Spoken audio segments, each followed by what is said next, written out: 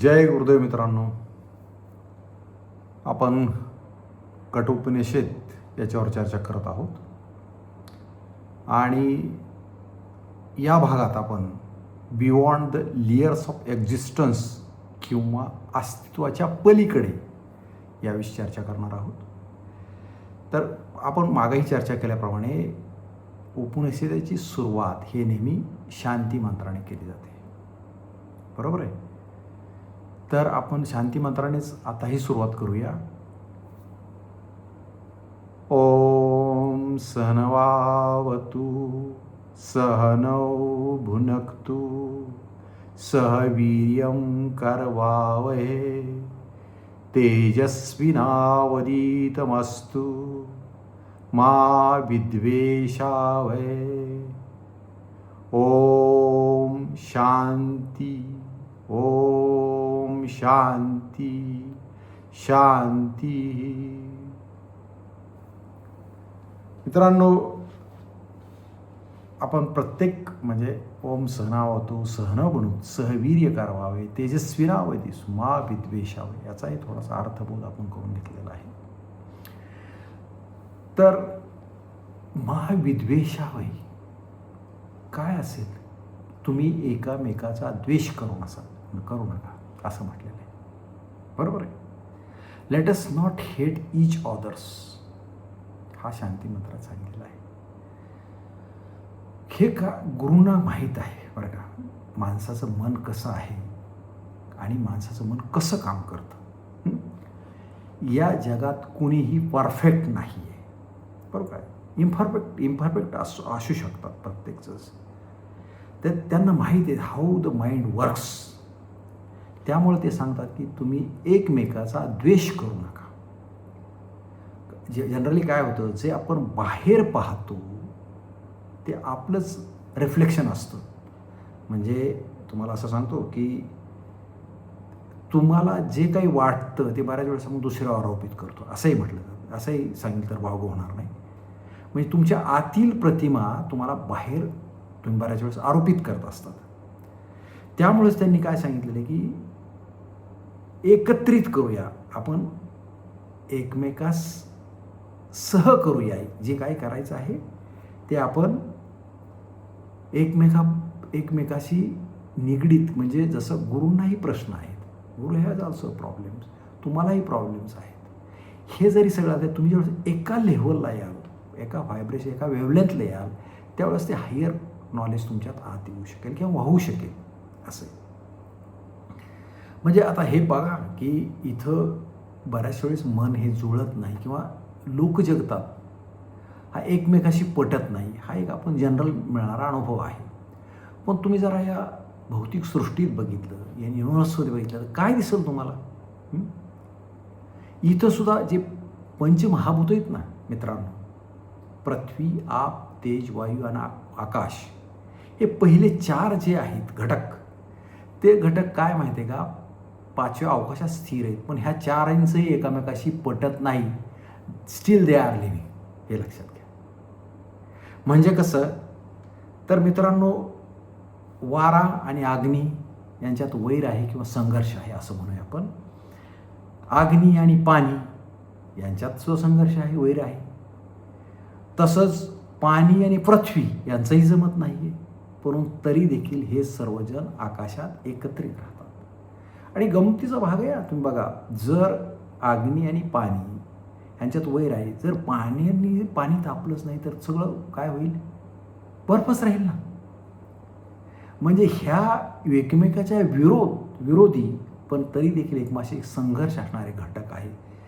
तद्वतच त्याचप्रमाणे आपण ज्या मानवी समूहात राहतो, मानवी जीवनात राहतो, तिथं सुद्धा काय आहे, हे संघर्ष आहे. तरी देखील ते एकत्रितपणे राहून आपल्याला पुढं जायचं आहे, हायर नॉलेज घ्यायचं आहे, बरोबर आहे. म्हणजे हा तुम्हाला भौतिक जगातला आणि या पृथ्वीवरील असणाऱ्या घटकांचा दाखला दिला. बरोबर. बऱ्याच वेळेस काय होतं मित्रांनो, आपलं मन आहे ना ते ब्लॉक होतं. मन काय होतं, ब्लॉक होतं. कशामुळे ब्लॉक होते बरं, तर मला क्रेव्हिंग्स किंवा हवे.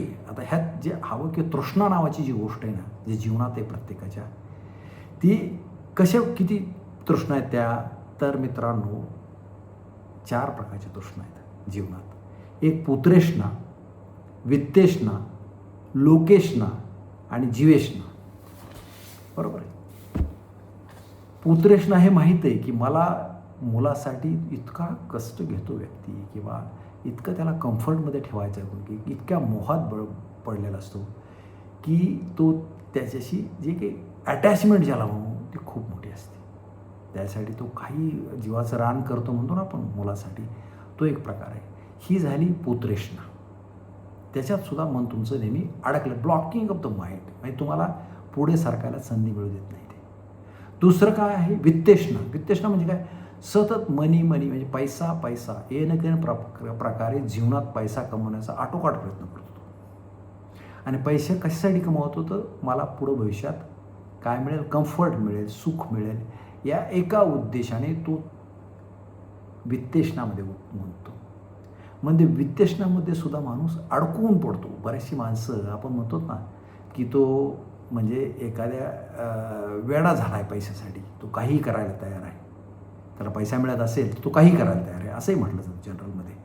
म्हणजे वित्तेष्णासुद्धा तुमचं मन ब्लॉक करते.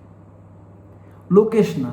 आता लोकेष्णा ही अशी जी गोष्ट आहे ना की मला लोक काय म्हणतील किंवा रिप्युटेशन, समाजातलं माझं रिप्युटेशन काय, म्हणजे त्याला इतका घाबरत असतो तो की एखादी कृती करायची असेल तर तो नेहमी समाजाचा किंवा लोकांचा विचार करतो.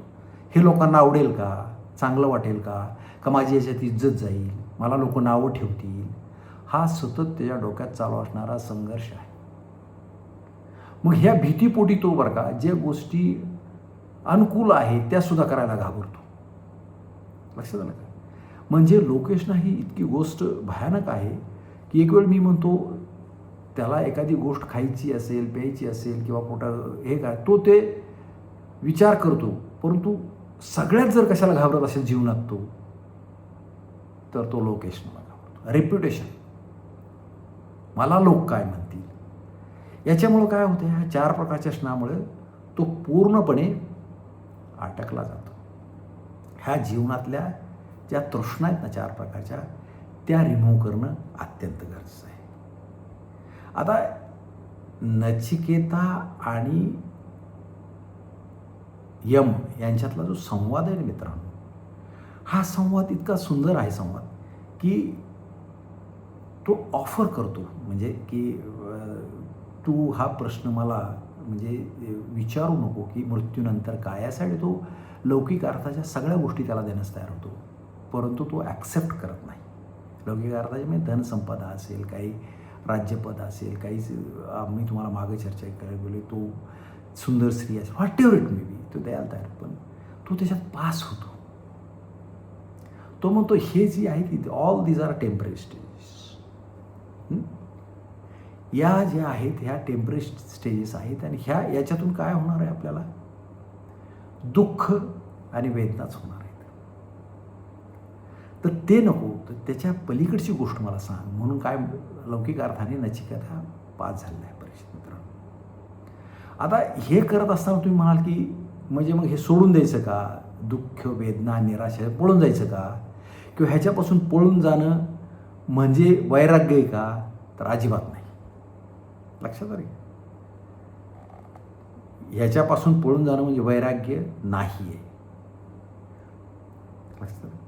नचिकेताला जी आस लागली नाही ती उच्च ज्ञानाची लागलेली होती, त्याला मोक्षाची आस लागली होती. ही वॉन्ट्स हायर नॉलेज, बरोबर. आणि जो मोक्षाच्या वाटेने किंवा उच्च ज्ञानाच्या वाटे जाईल त्याला तो आनंद नक्कीच मिळतो. हां, पण जो सुखाच्या आनंदाच्या पाठीमागे लागेल त्याला दुःख मात्र आवर्जून येतं आणि त्याला हायर नॉलेज पण मिळणार नाही. हा बघा कसं क्रॉस आहे हे लक्षात घ्या तुमच्या. जो मोक्षाच्या वाटेने जाईल त्याचा आनंद त्याच्या मागे धावत येईल. परंतु एखादी व्यक्ती जर सुखाच्या आशेने काही प्लेजर मिळाले या आशेने जर तो झगडत असेल तर त्याला तो तितकाच दूर जाईल तो आनंद किंवा सुख, आणि त्याच्या उलट काय येईल, त्याला दुःख किंवा वेदना येतील. हे असून सुद्धा तो उच्च ज्ञानापासून वंचित राहील मित्रांनो.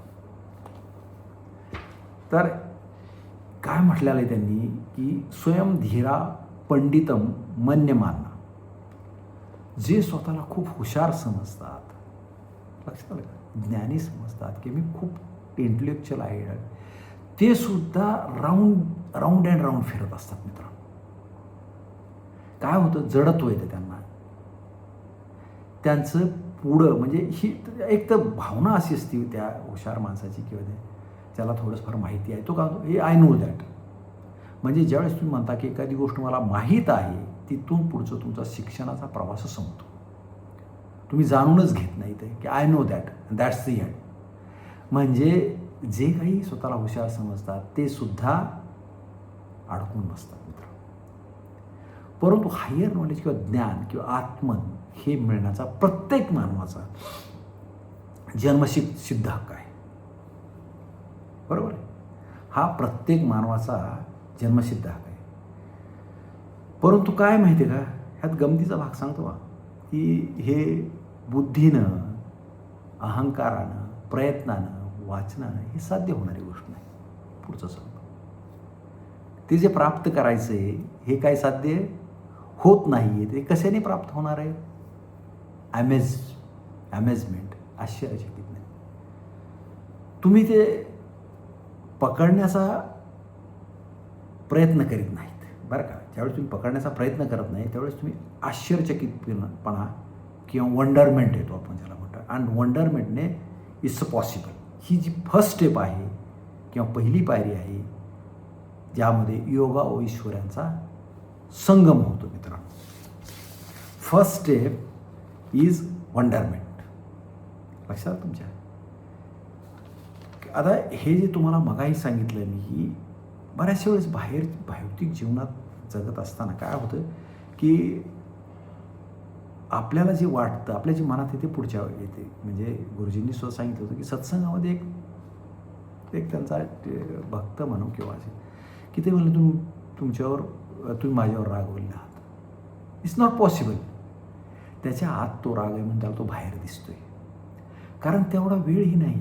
गुरुजी had no time to think over this thing. म्हणजे तुमच्या मनात राग असेल तर तो तुम्हाला दुसरा राग करतोय असं निश्चित. It's a projection. तुम्ही काय होता की दुसऱ्यात इम्परफेक्शन्स पाहतात आणि मग काय होतं, पाहता पाहता ही चेंज सुरू होते मित्रांनो. पण यासाठी काय म्हणतात गुरु, त्यासाठी बरोबर आहेत की ते नेहमी म्हणतात मी तुझ्याबरोबर आहे. खूप महत्त्वाची गोष्ट आहे. मी तुझ्याबरोबर आहेत हे गुरुजींनी दिलेलं आश्वासन आहे, गुरुंनी दिले. म्हणजे तुम्हाला जर मनात 3 टाइम्स आपण शांती म्हणतो ना, पीस जो आहे तो कशात आहे, हृदयात पाहिजे, तुमच्या आत्म्यात पाहिजे आणि एन्व्हायरमेंटमध्ये सुद्धा पीस पाहिजे. बरोबर, तरच हे होतं. परंतु हा पीस, कॉन्फ्लिक्ट किंवा संघर्ष हा तर जीवनाचा अविभाज्य भाग आहे. म्हणजे तुम्हाला मी मगा उदाहरण दिलं की वारा असेल आणि अग्नी असेल, देर इज कॉन्फ्लिक्ट. म्हणजे हे आहे, हे असंच चालू राहणार आहे. नचिकेताच्या बाबतीत त्यांना टेम्पटेशन द्यायचा खूप प्रयत्न केला, पण नचिकेताने ते ॲक्सेप्ट केलं नाही. तो पुढे जातो आणि त्यांच्या परीक्षेत पास होतो. म्हणजे लक्षात घ्या, ह्या अमेजमेंटचा विषय आता तुम्हाला थोडं सांगत होतो की तुम्हाला हे अमेजमेंट येते कशामुळे येते का, फ्रस्ट्रेशनमुळे का? नो. तुम्हाला काही ज्यावेळेस पकडण्याची सवय असते ना, प्रत्येक गोष्ट ग्रॅब करायची आपल्याला, पण ते पकडून मिळणार नाही. कसं मिळेल ते? It will get by amazement or wonderment. आणि हे लक्षात घ्या, जे मौल्यवान आहे ते कॅप्चर करून मिळणार नाही. बरोबर आहे. मौल्यवान आहे ते बाय ग्रेसच मिळणार आहे. तुम्हाला वाटत असेल की काही वेळेस आपण गुरुला आपण कॅप्चर करू, म्हणजे एक भावना असते की मी याला नथिंग डुईंग. तुम्ही हे गोष्टी करू शकत नाही. हे फक्त कशाने होणार आहे? अमेजमेंटने होणार आहे.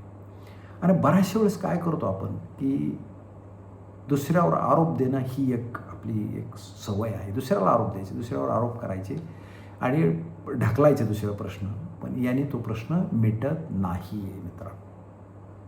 त्यासाठी तुम्ही स्वतःचा अभ्यास करणं गरजेचं आहे. त्यासाठी गुरुजींनी एक छोटीशी गोष्ट सांगितलेली, मजेशीर गोष्ट आहे ती.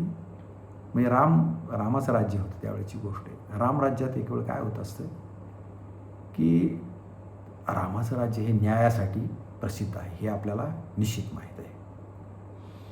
मग या राज्यात ज्यावेळेस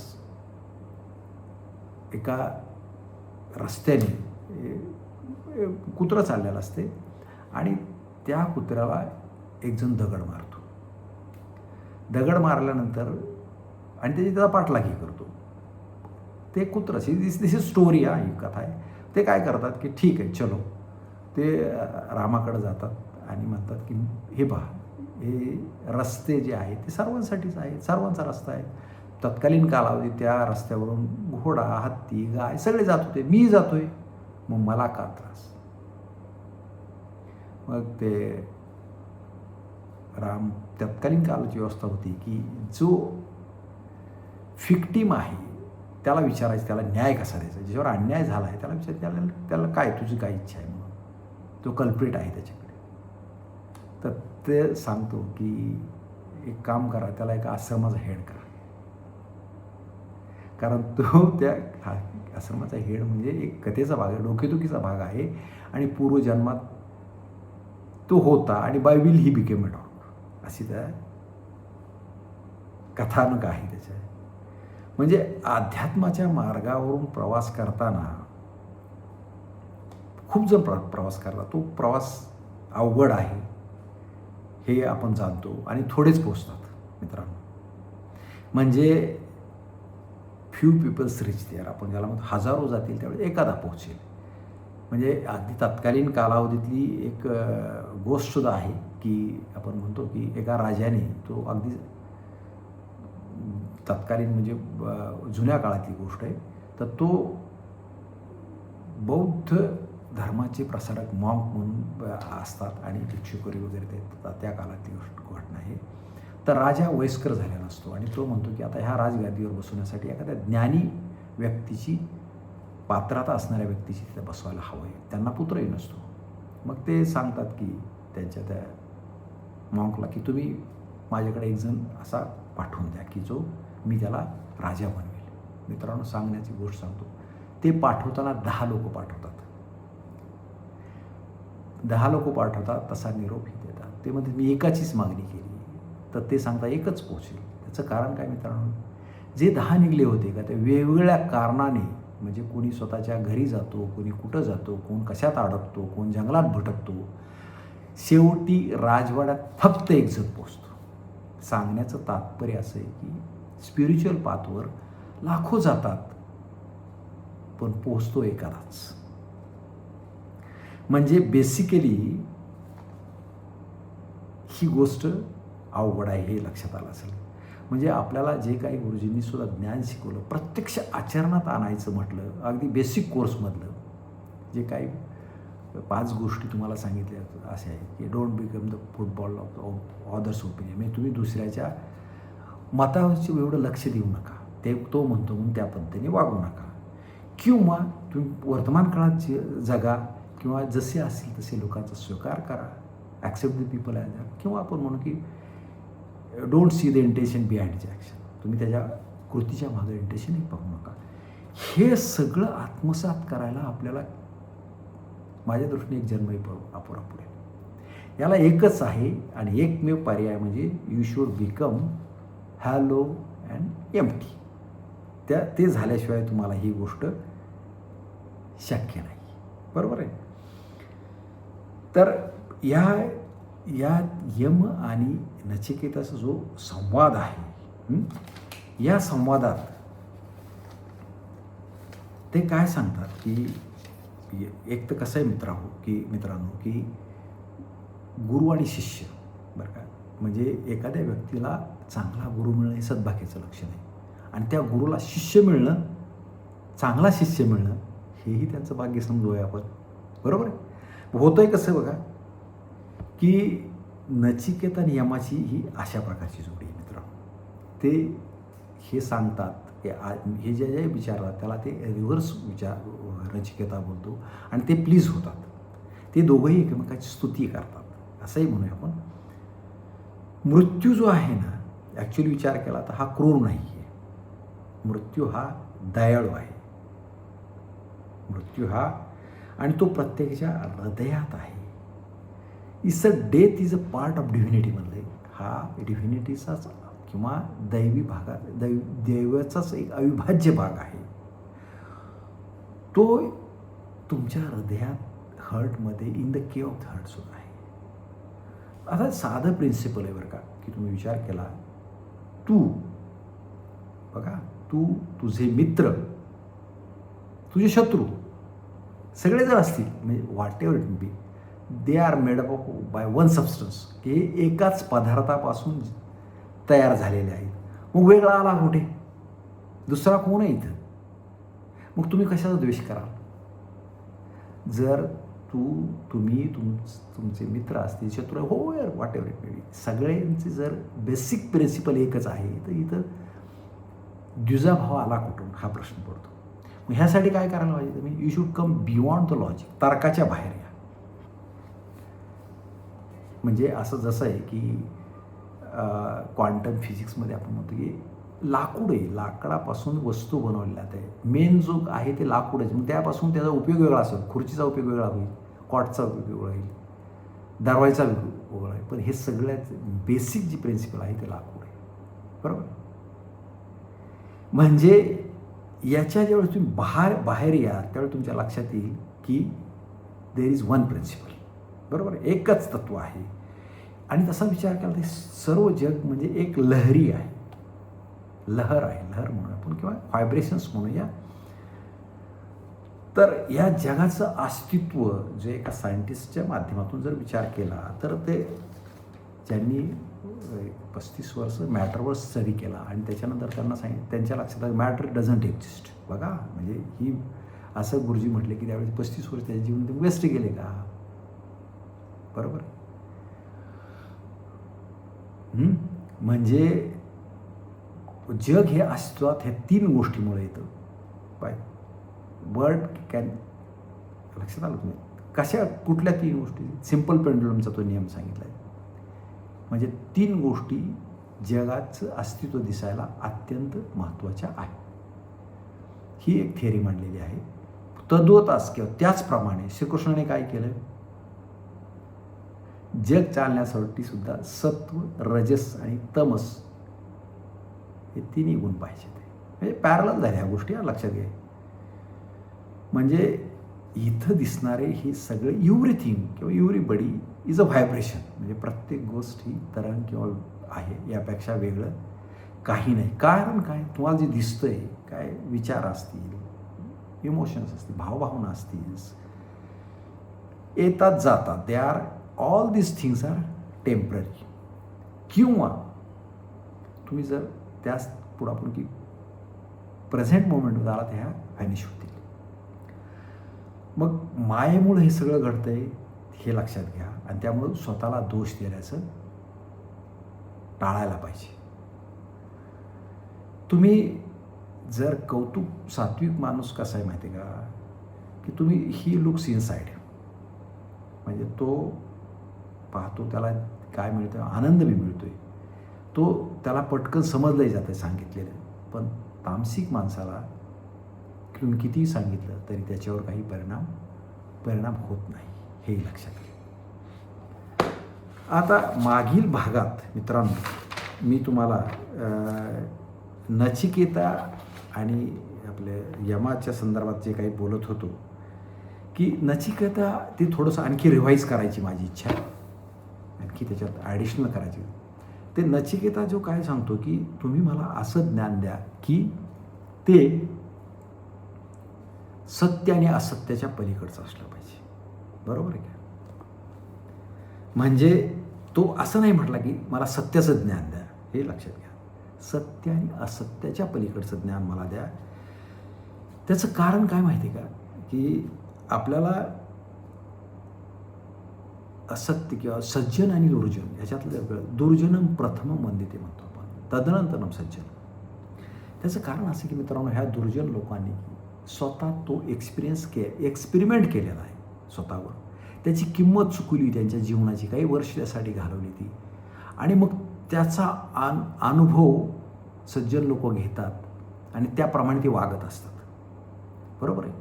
म्हणजे ही जो एक्सपेरिमेंट झाला आहे तो दुर्जनावर झाला आहे. मग तो कशाही बाबतीत असेल मित्रांनो, अगदी साधं कुणी ॲडिक्ट झालेला असू दे, त्यामुळं काय होतं शरीराचं, त्याच्या वैयक्तिक जीवनाचं, चारित्र्याचं, हे तुम्हाला त्याच्याकडं पाहून कळतं. म्हणून काय म्हणलं की दुर्जनम प्रथम म्हणते ते.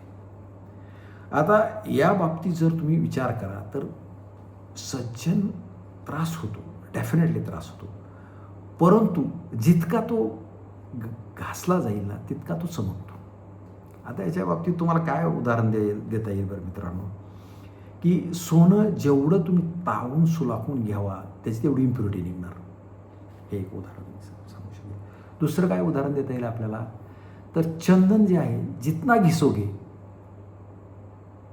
उतना वो सुगंध देते. म्हणजे जितकं त्याला घासाल तेवढा तो सुगंध जास्त येणार आहे.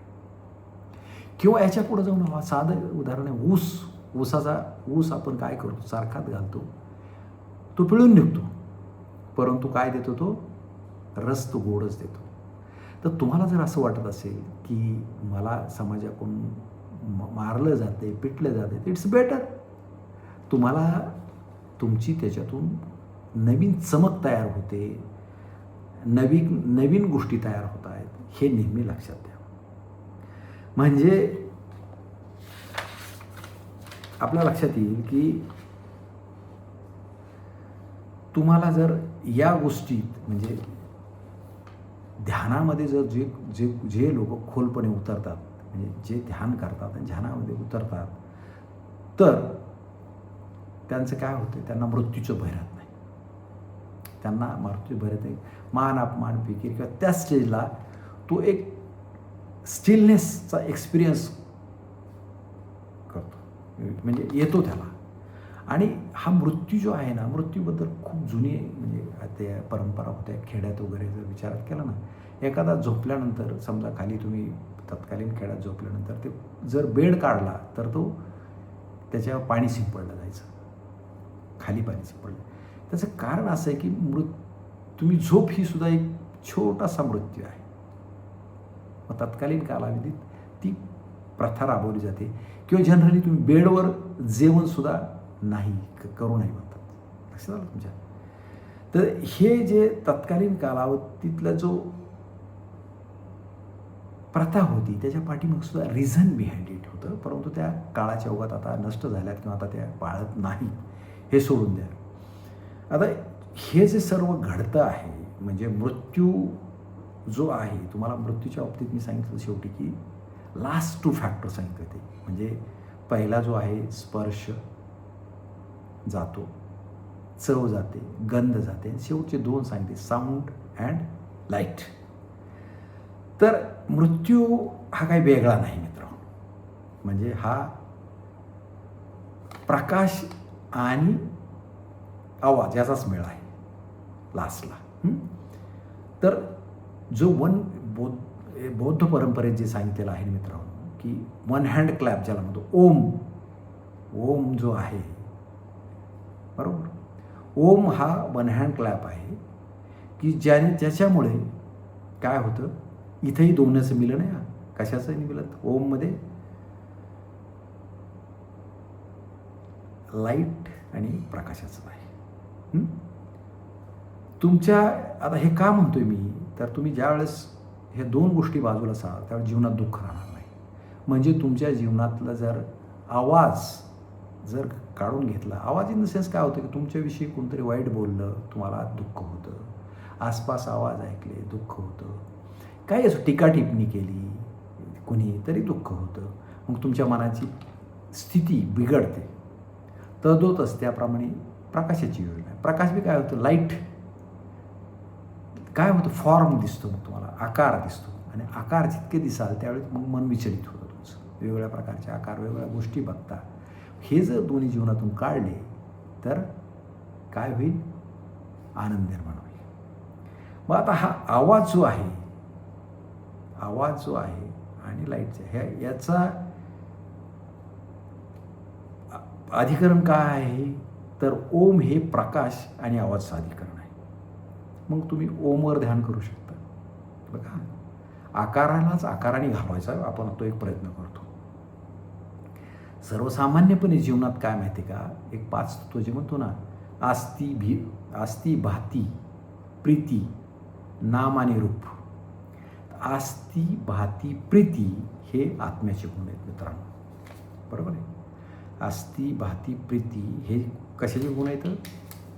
आत्म्याचे गुण. नाम आणि रूप हे जगाचे वर्ल्डली हे म्हणजे नाम आणि रूप हे काय ते जगात एक्झिस्ट होते. मग तुम्हाला आवाजाच्या पलीकडे जायचं असेल तर आवाजाने तो जाऊ शकताय. कारण काय, तो ओम जे आहे तुमच्या जन्मापूर्वीही अस्तित्वात होता आणि मृत्यूनंतरही अस्तित्वात असणार आहे. आणि असंही म्हटलं जातं की तुमचा जर ओमवर ध्यान करीत जर तुम्ही प्राण सोडला तर यू विल बी लिबरेटेड. तुम्ही मुक्त व्हाल, बरोबर आहे. तुम्ही काय व्हाल? मुक्त व्हाल. म्हणजे ओम हा किती महत्त्वाचा आहे. आणि हा ओम नुसता आपल्या एका धर्मात नाही आहे, सगळीकडेच आहे तो.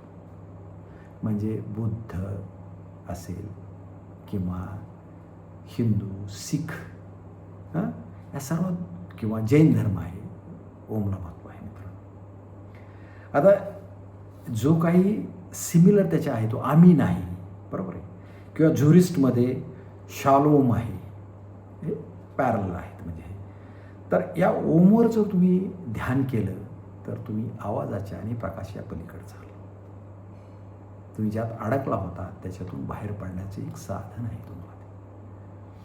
ओमच्या बाबतीत थोडे स्टडी केलेले काही लोक होते, ते काय म्हटले, ओमचे जे व्हायब्रेशन्स आहेत, ओमचे व्हायब्रेशन्स हे पृथ्वी स्वतःभोवती जी फिरतीये स्वतःच्या ॲक्सिस भोवती तिचे व्हायब्रेशन्स आणि ओमचे व्हायब्रेशन्स हे एकमेकास जुळत आहेत, बरोबर आहे. इस स्टडी म्हणजे हा स्टडीचा भाग आला आहे.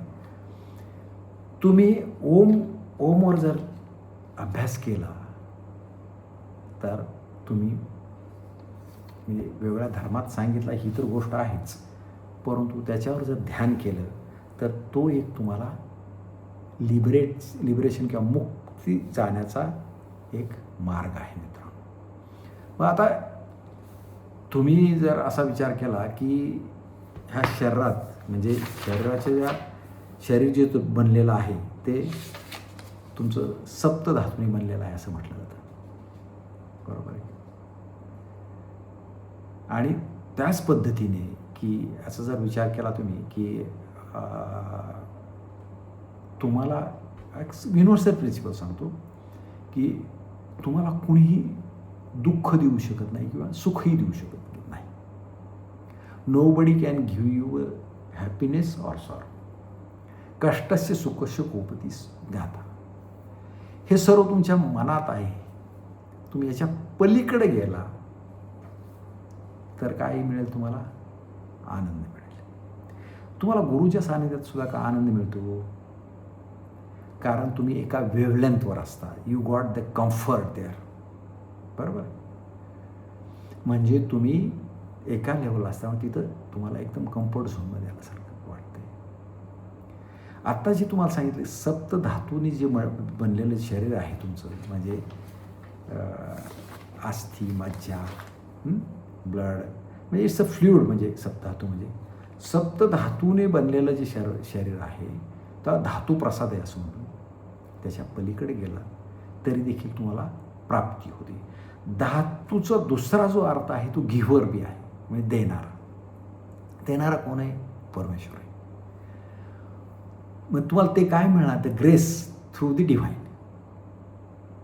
Not by your effort. म्हणजे तुम्हाला जे ती काय मिळणार आहे ते त्याच्या आशीर्वादाने, ब्लेसने मिळणार आहे, तुमच्या प्रयत्नाने नाही आहे. म्हणजे याच्यात कसं झालं आहे बघा की इथं एक अजून मला ज्ञानेश्वर महावीची उडी, जो होय म्हणजे अनन्य शरण त्याचे मी निवारी मी जन्मरण, या लागी शरणागत शरण मीच एकू म्हटलेलं आहे त्यांनी. म्हणजे सर्व धर्म त्याज करून मला शरण आहे असं श्रीकृष्णाने म्हटलेलं आहे. आणि तेच तुम्हाला मी ज्ञानेश्वरी सांगितलं की जो होय म्हणजे अनन्य शरण त्याचे निवारी मी जन्म या लागी शरणागत शरण मी चेको.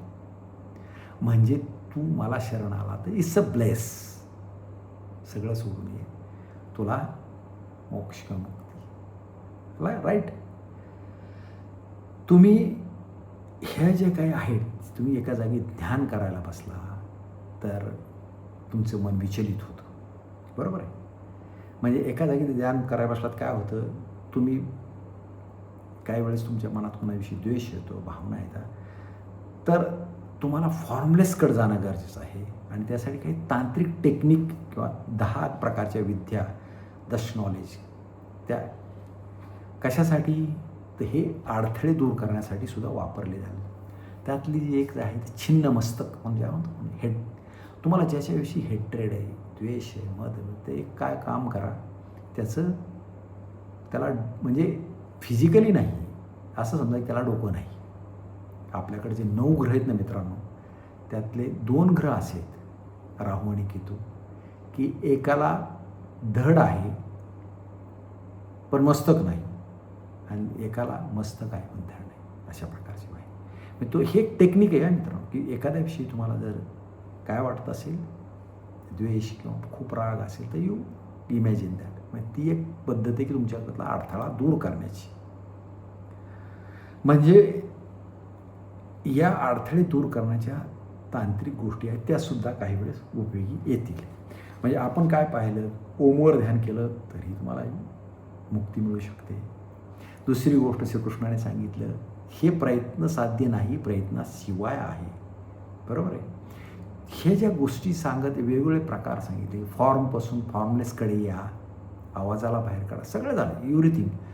म्हणजे पण तरी देखील शेवटचा जो मास्टर स्ट्रोक सांगितला आहे ना, तो फार खूप महत्त्वाचा आहे. ते काय म्हणतात माहिती आहे का तुम्हाला शेवटी, की ही जी तुम्ही करत आहात, की तुम्हाला आता काय झालं की तुम्ही कशाच तरी आशेने हे करता, म्हणजे तुम्हाला एनलाइटमेंट मिळावी, ब्रह्मज्ञान मिळावे, माझी समाधी मिळावी किंवा ध्यान लावा, असं. बरोबर आहे. हे सगळ्या प्रोसिजर पार्ट आला. इथं आल्यानंतर काय सांगितलं जातं माहिती आहे का, की जे तुम्हाला मिळायचं आहे, मिळणार आहे ना, ते कुठल्या ऐकण्याने मिळणार नाही, नॉट बाय लिसनिंग. बरोबर आहे. नॉट बाय एफर्ट, प्रयत्नाने मिळणार नाही, नॉट बाय स्टडी, अभ्यासाने मिळणार नाही, आणि स्पिरिच्युअल वाचनानेही मिळणार नाही. मग कसं मिळेल, तर सेल्फ चुजेस सेल्फ. आत्माच आत्म्याचा निवड करणार आहे.